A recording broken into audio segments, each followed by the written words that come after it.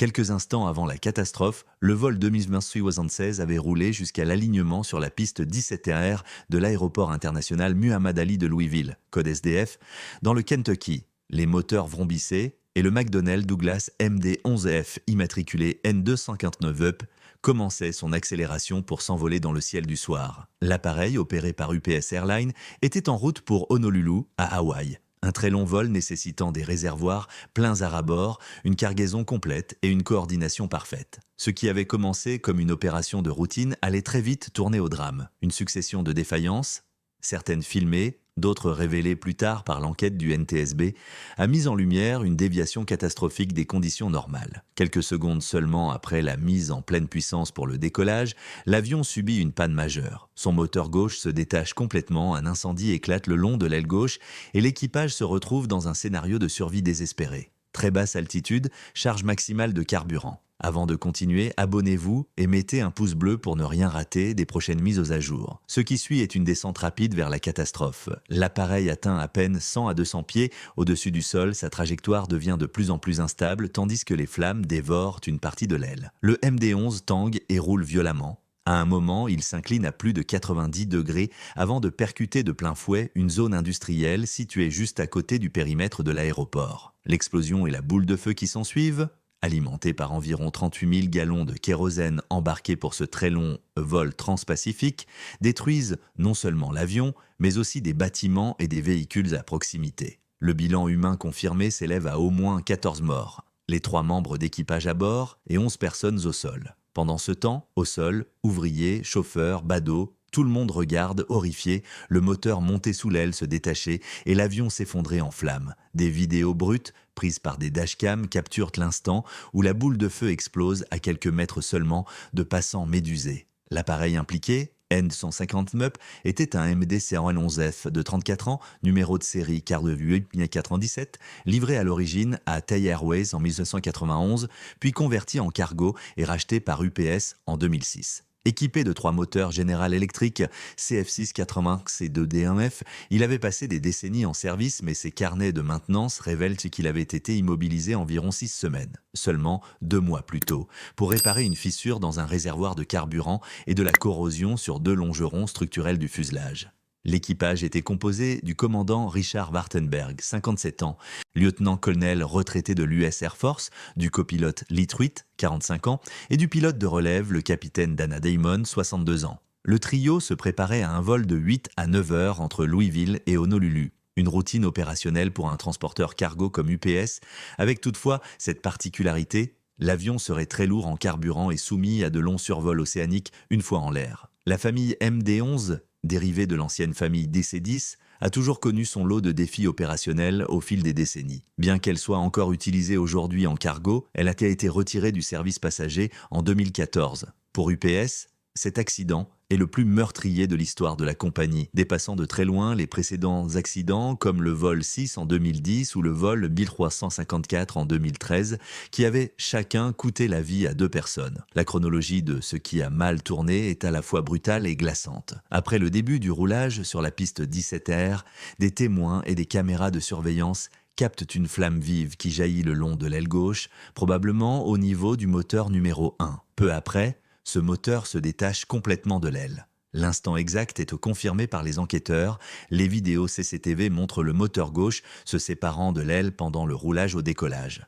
Cette séparation déclenche une cascade de conséquences dramatiques. Perte de poussée, forces asymétriques, dommages à la structure de l'aile et au circuit carburant, incendie et traînées massives qui submergent totalement la capacité de montée de l'appareil. Les données ADS-B et autres sources de suivi montrent que le MD-11 n'a atteint qu'environ 175 pieds d'altitude, 53 mètres, et n'est jamais entré dans une montée normale. Dans le cockpit, l'enregistreur phonique, CVR, et l'enregistreur de paramètres, FDR, récupéré par le NTSB, révèlent qu'une alarme a retenti sans interruption à partir d'environ 37 secondes après la mise en pleine puissance. L'équipage n'a eu que très peu de temps pour diagnostiquer ou tenter quoi que ce soit. Un facteur critique, l'avion était plein à ras-bord pour ce long vol, ce qui réduisait fortement les marges de performance, gradient de montée, capacité à voler sur 2 moteurs, etc. Le manifeste indique environ 38 000 gallons de carburant Et l'accident est survenu très peu de temps après la rotation. La séquence reconstituée par les premiers rapports est terrifiante.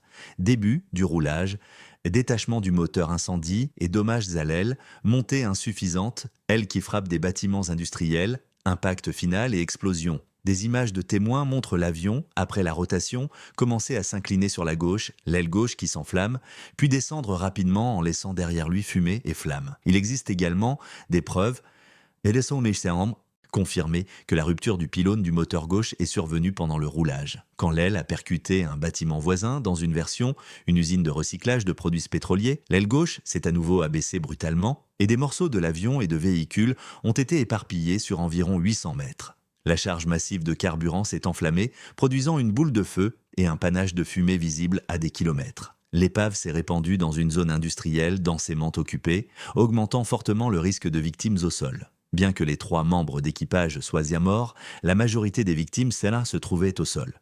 11 personnes se tuaient dans la zone industrielle, ouvriers dans les bâtiments, près de camions ou dans des véhicules, et de nombreux blessés. Une vingtaine d'autres personnes ont été transportées à l'hôpital.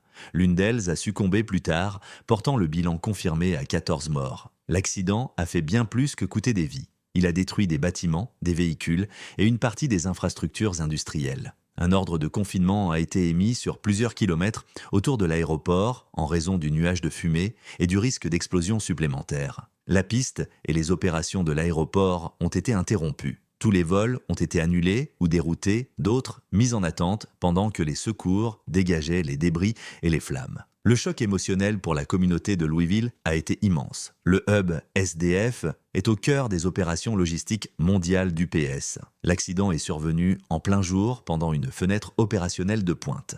Les travailleurs des installations voisines ont été évacués. Les secours sont entrés dans un paysage en feu et les familles attendaient des nouvelles. La fragilité humaine derrière l'aviation moderne à très haut débit et la logistique cargo a été exposée au grand jour. Presque immédiatement après l'accident, UPS a publié un communiqué reconnaissant l'accident du vol de 1976 et affirmant coopérer pleinement avec l'enquête menée par le NTSB. Le NTSB a déployé une équipe GoTeam et commencé à récupérer les débris, les boîtes noires, CVR et FDR dans les restes calcinés, et lancer des analyses métallurgiques et structurelles du pylône moteur, de la structure de l'aile et du fuselage. Le CVR a été récupéré avec plus de 2 heures d'audio utilisables dont les 25 dernières secondes remplies d'une alarme continue. À plus grande échelle, l'accident a déclenché des mesures immédiates.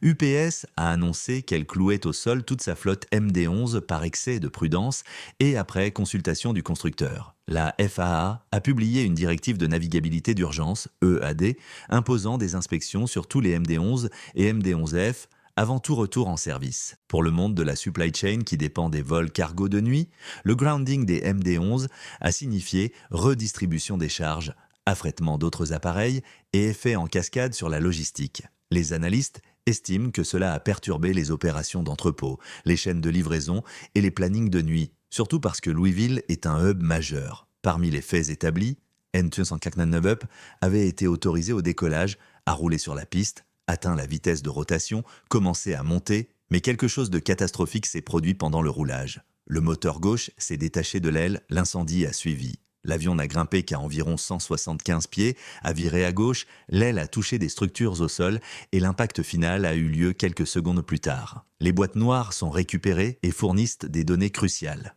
L'alarme qui a retenti 37 secondes après la mise en puissance et n'a jamais cessé laisse penser que l'équipage savait que quelque chose allait très mal. Les points critiques sous enquête, l'interface pylône-moteur, l'historique de maintenance, dont l'immobilisation récente pour problèmes structurels, la charge carburant et son impact sur les marges de performance, la décision de continuer le décollage après un incendie moteur visible et une séparation.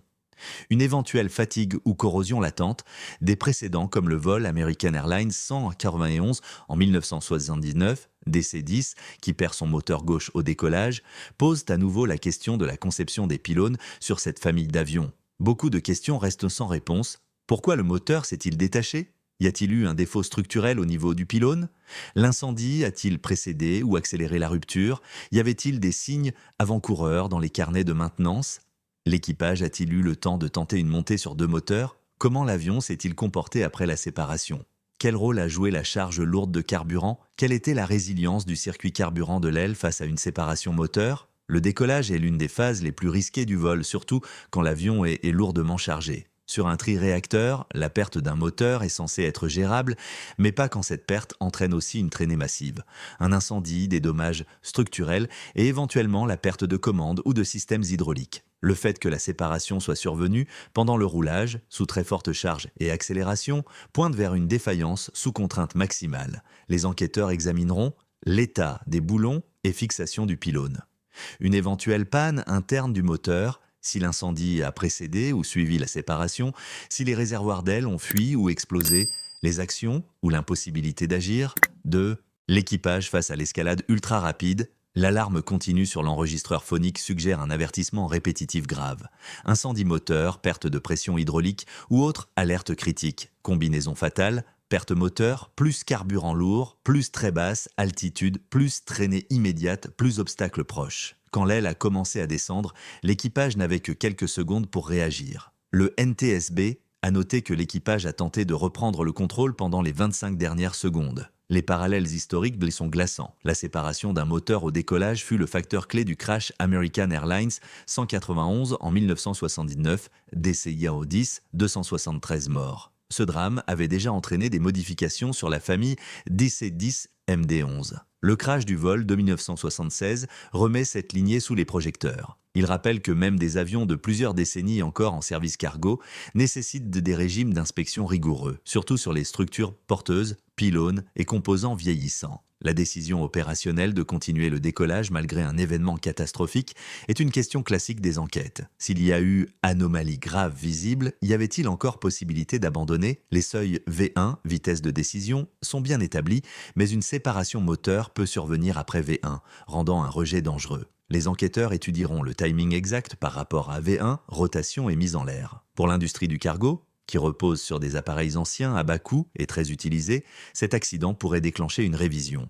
Âge des avions, régime de maintenance, focus des inspections et peut-être l'accélération du retrait de certaines plateformes anciennes. La décision d'UPS de clouer au sol ces 26 MD-11 actifs sur 38 montre à la fois la prudence et la gravité de l'événement. Au-delà du récit technique, la dimension humaine est immense. Le crash a frappé une zone industrielle qui pouvait sembler éloignée des risques de l'aviation passager, mais cette fois, le danger a touché des ouvriers, chauffeurs et riverains près de l'aéroport. Le fait qu'un enfant de 3 ans fasse partie des victimes au sol, selon certains rapports, ajoute une couche profondément tragique.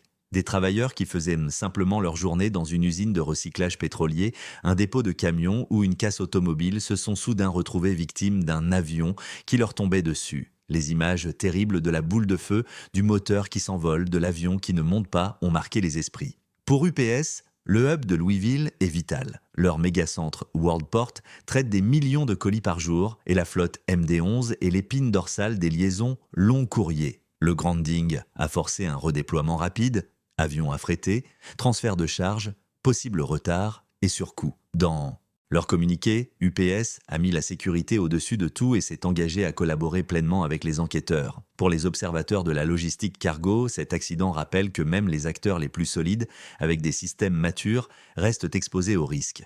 La flotte MD-11 est âgée. Beaucoup d'opérations cargo utilisent des avions anciens. La question devient, faut-il renforcer le contrôle des vieux cargos, surtout ceux qui décollent à poids maximal pour des vols très longs avec peu de redondance? Dans les semaines et mois à venir, le NTSB publiera un rapport préliminaire, généralement sous 30 jours, puis un rapport final peut-être un an ou plus après. Les enquêteurs analyseront les points d'attache du pylône, la structure de l'aile, le circuit carburant, surtout vu la fissure précédente, les carnets de maintenance de N250 MUP, les actions de l'équipage, les procédures cockpit, les données de performance, les vidéos et les enregistreurs. En parallèle, des mesures réglementaires sont en cours. La directive FAA bloque les MD-11 jusqu'à inspection validée. UPS, FedEx et les autres opérateurs ont suspendu leur vol MD-11 en attente des résultats. Le constructeur pourrait publier des bulletins de service ou des alertes d'inspection. Les facteurs humains seront aussi étudiés. L'équipage a-t-il reçu des alertes après la séparation? Les systèmes ont-ils fonctionné comme prévu? Les alertes incendie étaient-elles assez précoces? Ont-ils tenté d'abandonner ou de continuer? Le récit d'enquête devra établir les facteurs contributifs. Fatigue structurelle, corrosion, historique de réparation, charges lourdes, etc. Les pratiques de maintenance sur les flottes cargo vieillissantes pourraient être passées au crible. Dès maintenant, le crash du vol de 1976 livre déjà des leçons de sécurité majeures, intégrité absolue des pylônes moteurs, risque de séparation moteur, surtout au décollage sous forte charge, danger supplémentaire d'une charge carburant massive à basse altitude, nécessité d'inspections structurelles rigoureuses même des décennies après la livraison. Pour les gestionnaires opérationnels et les régulateurs, cet événement pourrait déclencher une réévaluation. Santé des flottes anciennes, procédure de décollage long courrier cargo, critères d'abandon en cas d'incendie ou séparation moteur pendant le roulage, vulnérabilité des zones industrielles proches des aéroports. Cet accident rappelle aussi que les catastrophes aériennes sont rarement dues à une seule cause. Elles naissent souvent d'une conjonction de conditions latentes, usure, lacunes de maintenance, charges lourdes, de défaillances actives, séparation moteur, incendie et de facteurs externes, proximité d'obstacles, faible altitude. Le mandat du NTSB est de comprendre quoi et pourquoi pour empêcher que cela se reproduise. Pour les familles des victimes, de l'équipage et la communauté de Louisville, c'est avant tout une tragédie. Les images chocs de la boule de feu, du moteur qui s'envole, de l'avion qui ne monte pas, resteront gravées. Les opérations de récupération continuent. Le site de l'épave sera passé au peigne fin. Dans les mois qui viennent, quand les rapports tomberont, les professionnels de l'aviation, les régulateurs et l'industrie cargo réfléchiront. L'histoire du vol de 1976 ne s'est pas terminée avec la boule de feu qui a consumé l'avion et les bâtiments qui l'a percuté. Ce qui a suivi est une longue cascade de conséquences, de révélations et de chocs émotionnels qui ont dépassé de très loin le périmètre de l'aéroport de Louisville. Cet accident n'est pas seulement une tragédie. Il est devenu un moment charnière pour les opérations cargo aériennes, la surveillance réglementaire et la relation entre zones industrielles et grands hubs aériens. Il a aussi révélé à quel point nos systèmes logistiques mondiaux sont interconnectés et comment un seul événement catastrophique peut envoyer des ondes de choc à travers des réseaux que la plupart des gens tiennent pour acquis. Longtemps après que les sirènes se sont tues et que les flammes ont été éteintes, les enquêteurs ont dû travailler dans un paysage où métal tordu, plastique fondu et terre calcinée formaient un chaos indescriptible. Chaque fragment était un indice, un compagnon silencieux des dernières secondes d'un avion condamné. Ce qui compliquait le travail, ce n'était pas seulement l'ampleur de la destruction, mais la nature du terrain. Une zone industrielle dense avec tuyaux, machines, de cuves, empilement de matériaux recyclables et véhicules lourds. Quand le MD-11 s'est écrasé dans ce labyrinthe, sa trajectoire a projeté des éclats dans toutes les directions imprévisibles. Certains ont transpercé des tôles, d'autres se sont encastrés dans le béton, d'autres encore ont été retrouvés sur des toits, projetés par l'explosion. Cartographier le champ de débris est devenu l'une des toutes premières étapes essentielles. Un puzzle en 3 dimensions que le NTSB a dû reconstituer morceau par morceau. Mais avant même cela, il a fallu sécuriser le site. Des feux alimentés par les fuites de carburant menaçant les structures voisines, dont des cuves contenant des sous-produits pétroliers ou des solvants. Les équipes ASMA ont dû évaluer les risques de réactions chimiques, de pollution de l'air ou d'explosion. Les pompiers locaux, déjà épuisés après avoir combattu l'incendie principal, ont travaillé par relais pour éviter les reprises de feu pendant que les enquêteurs avançaient avec prudence. La chaleur résiduelle dans certains débris restait intense même 24 heures après, obligeant l'utilisation de scanners infrarouges pour distinguer ce qui était sûr de ce qui restait dangereux. Pendant que le travail physique se déroulait, la reconstruction émotionnelle commençait aussi. Louisville, habitué au grondement constant des avions UPS au-dessus de sa tête, n'avait jamais connu un accident d'une telle ampleur sur son sol. Des veillées ont fleuri dans toute la ville. Petits rassemblements devant les églises, grandes cérémonies près de l'entrée principale de l'aéroport. Les familles alléguées des victimes, au sol, vivaient une réalité surréaliste. Leurs proches étaient simplement partis travailler dans des entrepôts ou des zones industrielles sans jamais imaginer qu'un avion pourrait leur tomber dessus. Le caractère aléatoire de la tragédie, être au mauvais endroit, au mauvais moment, pesait lourdement sur la communauté. Pour les familles des 3 membres d'équipage, le chagrin s'accompagnait de questions obsédantes.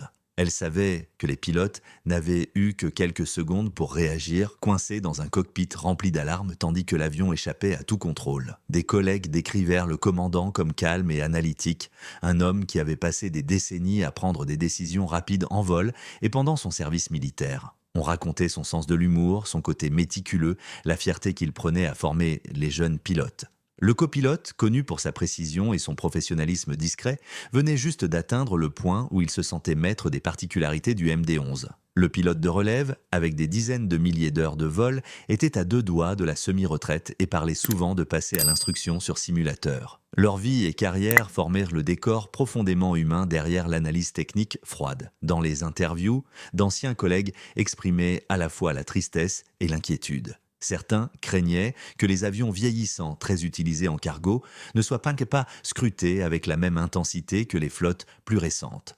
D'autres se demandaient si les vieux triréacteurs n'avaient pas atteint les limites d'une exploitation sûre et économiquement viable. Tandis que l'enquête s'élargissait, elle braquait les projecteurs sur les exigences uniques de l'aviation cargo. Contrairement aux vols passagers avec des horaires prévisibles et des flottes modernes, les cargos volent souvent de nuit dans des conditions plus dures avec des avions anciens, très sollicités. Ces appareils subissent des milliers de cycles décollage-atterrissage, des changements rapides de pressurisation et les contraintes de charge dense, parfois mal réparties. Le MD-11, bien que apprécié pour son rayon d'action et sa capacité, n'a jamais été connu pour être facile à piloter. Les pilotes le décrivaient souvent comme une bête puissante mais capricieuse, surtout au décollage et à l'atterrissage. L'accident a aussi relancé un débat longtemps endormi, les risques inhérents aux configurations triréacteurs. Bien que conçu avec de la redondance, le placement des moteurs, deux sous les ailes, un dans la queue, fait que les pylônes, sous voilure, supportent des charges colossales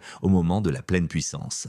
Les séparations moteurs restent rares, mais chaque fois, elles rappellent les conséquences catastrophiques possibles. Le fait que le moteur du vol de 1976 se soit détaché pendant le roulage indique une défaillance structurelle profonde, peut-être liée à des interactions complexes entre fatigue, vibration et contraintes dynamiques. Pendant ce temps, le secteur industriel de Louisville devait se relever d'une dévastation. Les entreprises dont les bâtiments avaient été endommagés ou détruits ont dû suspendre leurs activités, laissant des travailleurs temporairement au chômage. Les expertises assurances ont commencé presque immédiatement, mais le processus s'annonçait long. Certains bâtiments étaient tellement touchés qu'ils nécessitaient une démolition totale, d'autres, une reconstruction lourde. Les sociétés concernées ont aussi perdu du matériel, des véhicules, des stocks et parfois des archives historiques ou du matériel propriétaire. Dans les semaines suivantes, les services d'urgence de Louisville ont collaboré avec les agences fédérales et d'État pour que le nettoyage se fasse en sécurité, surtout là où les résidus d'avions se mélangeaient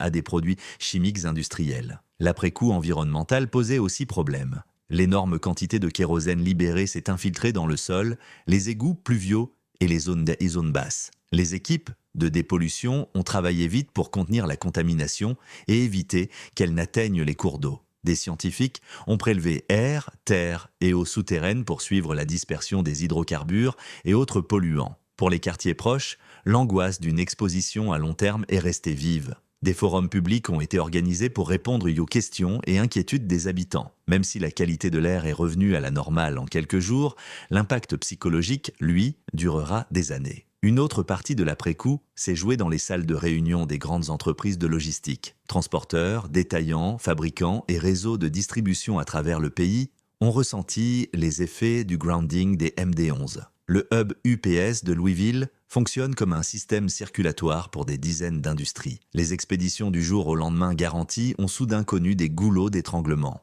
Les entreprises habituées à une précision extrême ont dû réacheminer leurs marchandises, certaines se rabattant davantage sur le camion, des vols affrétés ou d'autres hubs.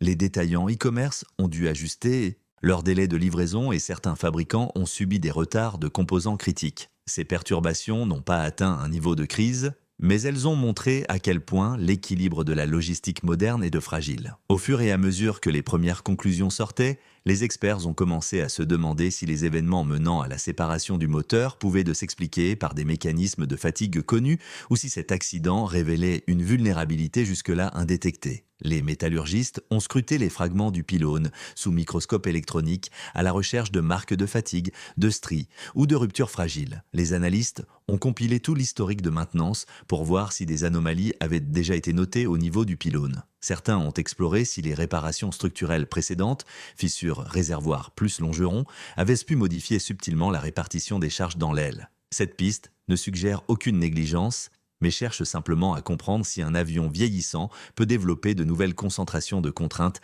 après de grosses réparations. Les gros avions vivent une vie complexe d'expansion, contraction, vibration et forces aérodynamiques qui interagissent de façon infiniment compliquée. Aucun fuselage ne vieillit exactement comme un autre, et il est très difficile de simuler des décennies de conditions réelles en laboratoire. Au milieu de toutes ces investigations techniques, les familles cherchaient une fermeture personnelle. Certaines assistaient au briefing NTSB, écoutant des explications sur les charges structurelles, les carillons d'alarme et les détails techniques qui devaient de sembler bien froids face à leur douleur. D'autres préféraient garder leur distance avec le processus d'enquête pour se concentrer sur les souvenirs de leurs proches. Des associations locales ont organisé du soutien psychologique, des groupes d'entraide et des aides financières. Les responsables communautaires ont mis en avant les actes de courage, ouvriers qui ont aidé leurs collègues à fuir des bâtiments en feu, secouristes qui sont entrés dans des structures selon qui s'effondraient, personnes qui ont réconforté les blessés. La couverture médiatique a évolué. D'abord centrée sur l'ampleur de la destruction et les vidéochocs, elle s'est ensuite tournée vers des thèmes plus larges. Flotte vieillissante, urbanisme autour des aéroports, économie de la logistique moderne, vie des victimes. Des experts se sont demandé si le public comprenait vraiment à quel point sa vie quotidienne dépendait des vols cargo de nuit. Ils ont rappelé que les colis qui arrivent chaque matin sur le pas de la porte passent par des avions qui décollent dans l'obscurité, très lourds, dans des conditions exigeantes. Le vol de 1976 a forcé beaucoup de gens à regarder en face le coût humain caché derrière ces commodités. Des questions se sont aussi posées sur l'aménagement du territoire. La proximité de zones industrielles, cuves de carburant et entrepôts avec les trajectoires de décollage des grandes paires de pistes est devenue un sujet brûlant. Certains ont plaidé pour des zones de tampons plus larges entre les pistes et les complexes industriels. D'autres ont répondu que les aéroports construits il y a des décennies ont été rattrapés par l'expansion industrielle bien avant les normes modernes de sécurité. Le débat a placé Louisville parmi une longue liste de villes confrontées au dilemme entre utilité économique et risque de catastrophe. À l'intérieur du PS, des revues internes ont commencé. Protocole de formation, supervision de la maintenance, gestion de flotte, évaluation des risques opérationnels. Même sans conclusions officielles du NTSB, l'entreprise savait que la confiance du public dépendait d'actions visibles et décisives. Des briefings sécurité ont été organisés dans tous les hubs mondiaux, insistant sur la vigilance, le respect des standards de maintenance et le signalement de la moindre anomalie. Des pilotes vétérans ont été mobilisés pour encadrer les plus jeunes, partageant les leçons des incidents passés et rappelant l'importance absolue de la discipline procédurale. De son côté, la FAA a commencé à réévaluer ses procédures d'inspection pour les vieux triréacteurs encore en service.